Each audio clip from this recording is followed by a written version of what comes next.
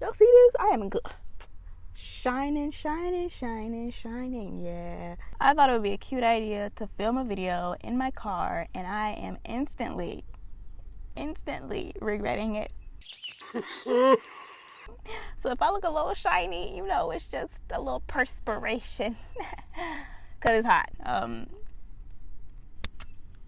Yeah, I probably won't do this ever again, but we're gonna stick through it, okay? We're gonna stick through it. What's up, guys? My name is Jasmine, but my subscribers call me Jazz.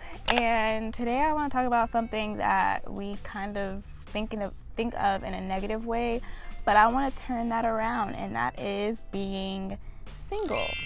A lot of times being single sucks because all you're thinking about is the fact that you're single.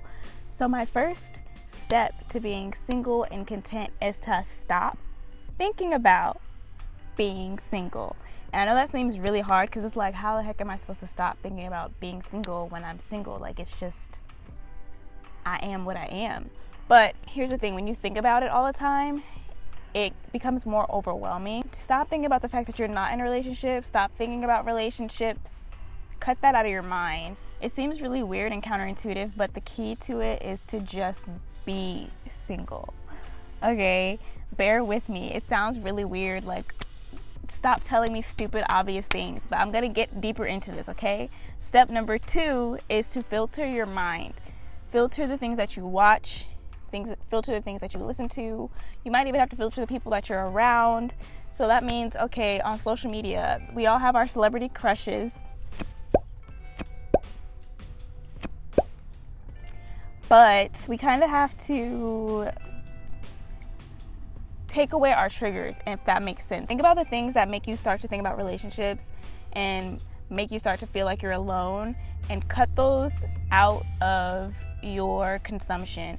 So if it's seeing a picture of somebody who's cute that you have a crush on, that you wish you could be with, mute them. You don't have to unfollow them, but mute them until you're in a better space mentally. When it comes to your friends who are in relationships, mute them if you have to, if it makes you feel sad because you don't have anyone. Movies, romantic movies and shows on TV, on the internet, whatever streaming service you watch, probably should lay off of those for a little bit. Just a little bit, because I mean, when you think about it, those are all scripted relationships. They're not that realistic, and sometimes they give you false or unrealistic expectations of what to look for in a man. And you have to realize that show, that movie, whatever I'm watching, it's probably not going to happen in real life because life isn't scripted. You can of course plan things out, and you can of course have a list of things that you want in a guy, but don't expect your life or your future relationship to be a Lifetime movie or a Netflix original. It could be that your expectation of having a relationship that's like a Hollywood movie is keeping you from being in a relationship because you're not being realistic with what you want from a person. So keep that in mind. YouTube. There's a lot of YouTube couples that get a lot of attention, and I feel like they get attention from younger crowds. But if you find somebody or a couple that you really like, be wary of it's a leaf. I was about to have a heart attack. I thought it was a bug. It was a leaf. I need to hurry up because it's a 1:15. Too hot to be in here. Even though YouTube couples seem like they're really like realistic and it's real life, we edit videos. We cut things out that we don't want you guys to see. We only show you what we want you to see. I could show you the rest of my car, but the rest of my car isn't important. So you get it? Like, a lot of things, you don't see the behind the scenes. It feels like you're seeing behind the scenes because you're following somebody's real life on YouTube, but in reality, there's so much we don't see. They're probably not gonna post their arguments on social media, on YouTube, on the internet. So keep that in mind when it comes to YouTube in particular. My next step is to affirm yourself. It seems really corny. This is something that I talk about with my counselor, is positive affirmations. It could be something simple. It doesn't have to be about appearance. It could be about how talented you are, a gift that you have, something nice you did during the day. And it also could be things about your appearance. While you're brushing your teeth because I feel like that's like one of the best times because you're just staring at yourself in the mirror anyway. So say, yeah, I'm pretty today. Or if you're not feeling that cute, find something about yourself that you do like. You know what? My hair is a mess, but my eyebrows look really good right now. This is me brushing my teeth, by the way. Just imagine there's a toothbrush. Just rude. Cars have the nerve to be driving outside. Who told them they could do that? I don't understand. Just things to make yourself feel good, because how can I say this? It's okay to want compliments from other people, but if those are the only things that you rely on to feel good about yourself, when you don't have them, it's gonna feel like you got everything ripped away from you that made you feel good. But if you can make yourself feel good by yourself, then there's nothing that anybody can take away from you except for their presence. Step 3, I think we're on number 3. Learn about yourself. What is your love language? My love language is words of affirmation. I love writing, so I feel like naturally I love hearing things about how people feel about me. Find your love language and then cater to yourself with that love language. If your stuff is gifts, if you have the means to buy yourself little gifts, buy yourself a cute little gift. And it could be as simple as a pack of gum, or put it somewhere where you'll forget about it, and then one day you'll randomly find it and be like, oh crap, I forgot I got this for myself. And just, it'll be like a little gift, a surprise from me to me. Have that type of attitude. Treat yourself. Date yourself, I guess. Like, that's the point. Date yourself. Whew.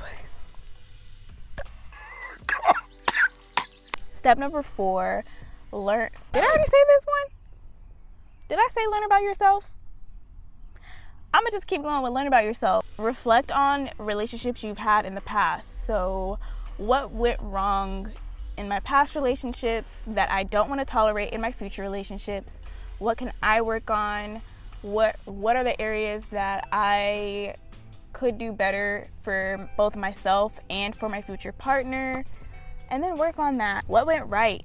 What went right about the relationships? What are things that you absolutely must have in your future relationship that you really enjoy and really want for yourself? Boundaries. Figure out what your boundaries are. Whether it be, I don't want to do this before marriage. I don't want to do this at all. I don't want to do this if we're not dating. Whatever type of boundaries you feel like are necessary for you to protect yourself spiritually, mentally, emotionally, set them. Number 4 is explore new things. Go to a restaurant you haven't tried before. Go to a clothing store you've never tried.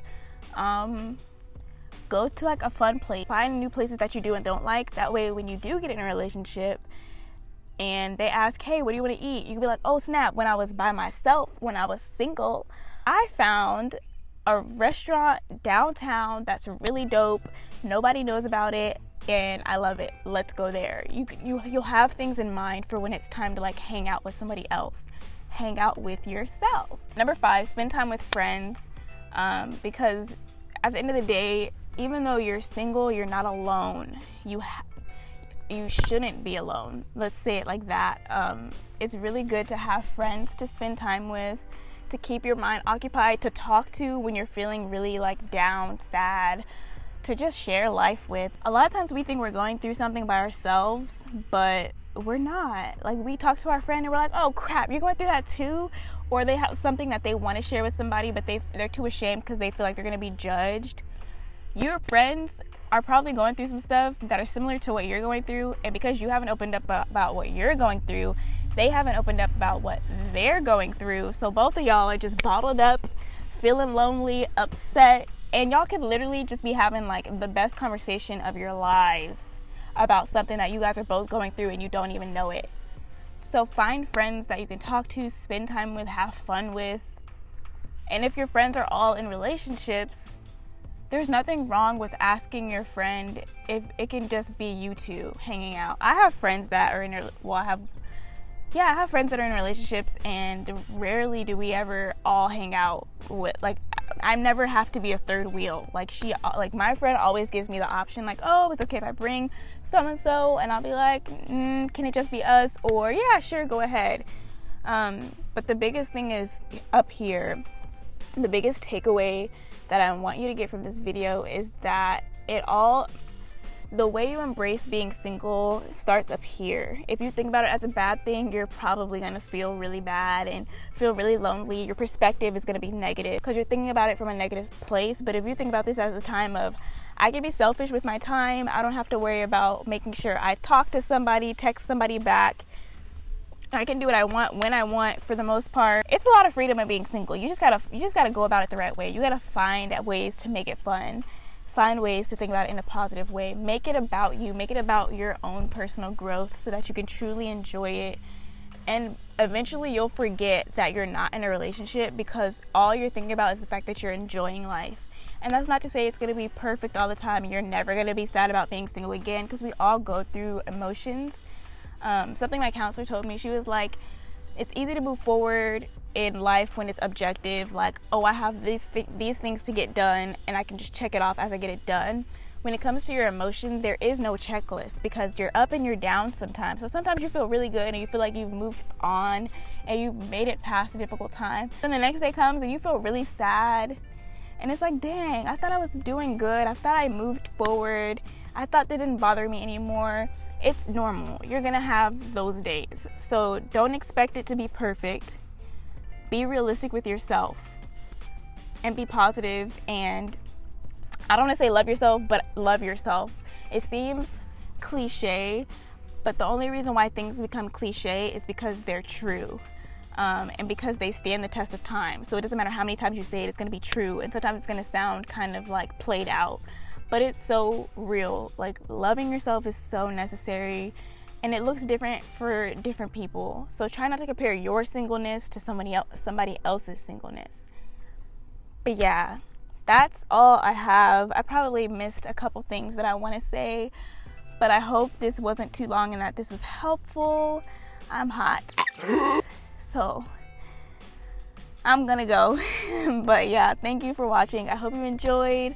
Give this video a like and subscribe if you haven't already. If you want to enjoy, a couple of videos on my channel, go ahead and check them out.